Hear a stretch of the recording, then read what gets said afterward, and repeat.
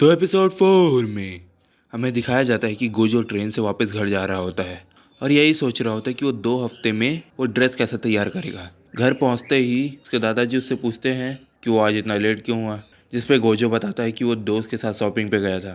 तभी गोजो के shopping bag से लड़कियों की चड्डी बाहर गिर जाती है, जिसको देखकर उसके दादाजी शॉक हो जाते हैं, इतना ज़्यादा कि वो गिर ही जाते हैं और हॉस्पिटल पहुंच जाते हैं। हॉस्पिटल में गोजो की कज़न म्यूही आती है और उसके दादाजी को बोलती है कि उसे घर में 2 हफ्ते आराम करे, क्योंकि उसके घर हॉस्पिटल से पास पड़ता है, जिसके लिए उसके दादाजी मान जाते हैं। स्कूल में गोजो किटागावा को ये सब बताता है, जिस पर किटागावा गोजो को बोलते हैं कि अगर कोई मदद चाहिए हो तो बताना। इसी वक्त एक दूसरे का नंबर भी ले लेते हैं। थोड़ी देर बाद इन्हें पता चलता है कि अगले हफ्ते से मिड टर्म एग्ज़ाम शुरू होने वाले हैं, जिससे गोजो और चिंता में आ जाता है और सोचता है कि वो 2 हफ्ते में ड्रेस बना पाएगा भी या नहीं। गोजो घर जाकर एग्ज़ाम की तैयारी करने लगता है। वाह, ये भी एग्ज़ाम के एक दिन पहले पढ़ने वाला बच्चा है। गोजो अगले दिन एग्ज़ाम दिलाकर तुरंत घर चला जाता है। रात को किटागावा गोजो का टेंशन फ्री करने के लिए उसे घर कुछ खाने के लिए लेकर जाती है, लेकिन लाइट बंद देखकर गोजो सो गया होगा ये सोचकर वापस चली जाती है। लेकिन गोजो थक हार कर, मेरा मतलब सिर्फ ज़मीन पे थक कर पड़ा होता है।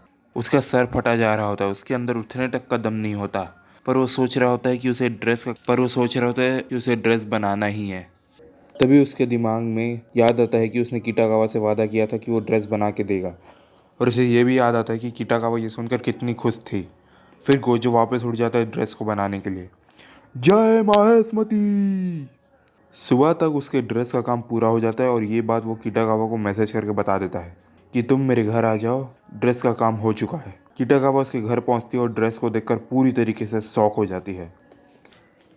आखिर इसने इतनी जल्द इतना अच्छा काम कैसे कर लिया।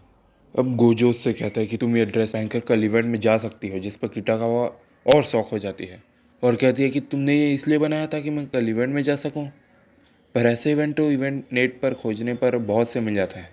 फिर गोजो सदमे में, जिस पर किटागावा उससे माफ़ी मांगती है कि माफ़ कर देना, मैंने तुम्हें आधे अधूरी बात बताई। लेकिन हम देखते हैं कि गोजो टेंशन फ्री हो गया है कि हास, इस ड्रेस में अब भी बहुत काम बाकी था। लेकिन किटागावा रोना शुरू कर देती है कि माफ़ करना, मैंने तुम्हें आधी अधूरी बात बताई।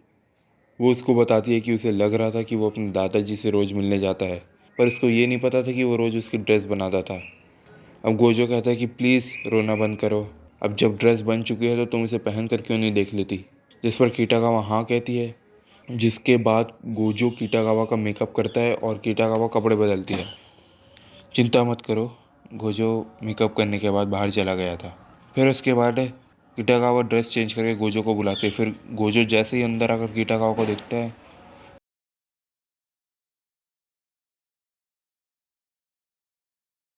Oh my God.